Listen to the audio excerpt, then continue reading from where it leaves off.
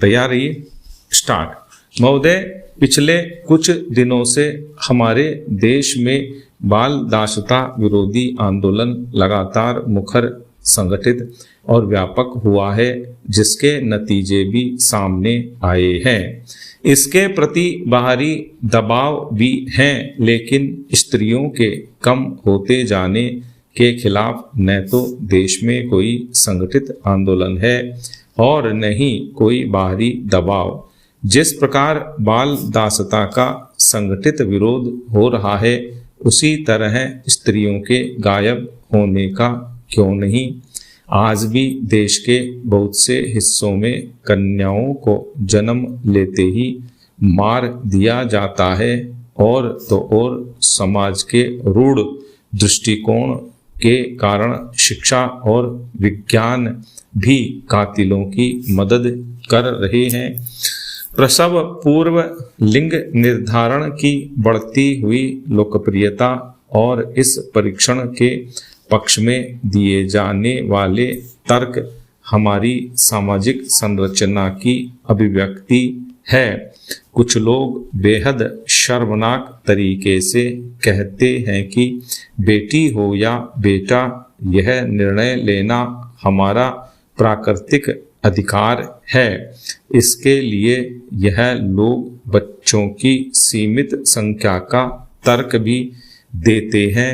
इनके अनुसार जब बच्चों की सीमित संख्या का अधिकार उनका है, तो वह बेटा हो या बेटी, यह भी उनका स्वतः सिद्ध अधिकार है।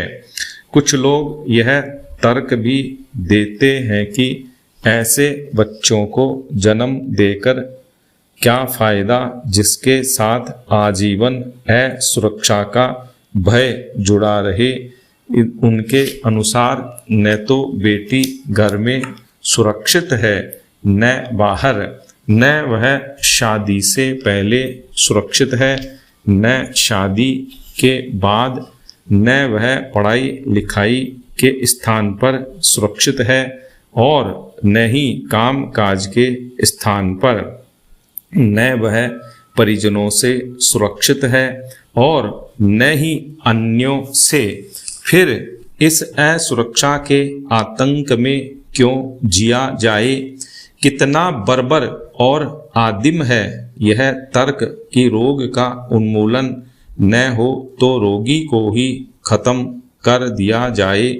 क्यों नहीं हम उन तमाम कारकों के विषय में सोचते जिनके कारण बेटियां आजीवन असुरक्षा और आतंक के साए में जीने को विवश हैं।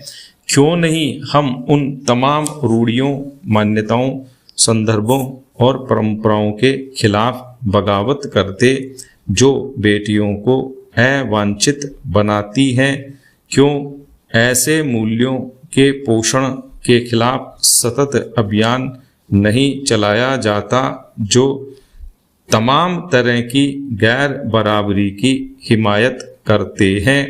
क्यों ऐसी मान्यताओं का पोषण नहीं किया जाता जो यौन आधारित असमान रूढ़ियों का खंडन करती हैं। दरअसल हमारी मानसिक संरचना पूरी तरह से विभाजित है। एक ओर हमारा संस्कारगत मन है, दूसरी ओर है नई चेतना से सुसज्जित मन। संस्कारगत मन यौन आधारित गैर बराबरी का पोषण करता है, लेकिन नई चेतना से सुसज्जित मन उसका विरोध करता है।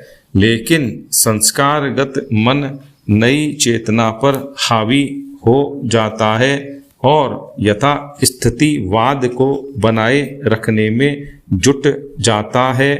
नई चेतना से सुसज्जित मन संस्कारगत मन के विरुद्ध लंबी अवधि तक संघर्ष नहीं करता।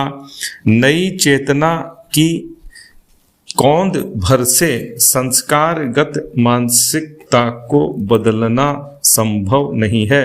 यही कारण है कि स्त्रियां लगातार गायब होती जा रही है और कहीं से कोई आवाज सुनाई नहीं पड़ती। स्टॉप।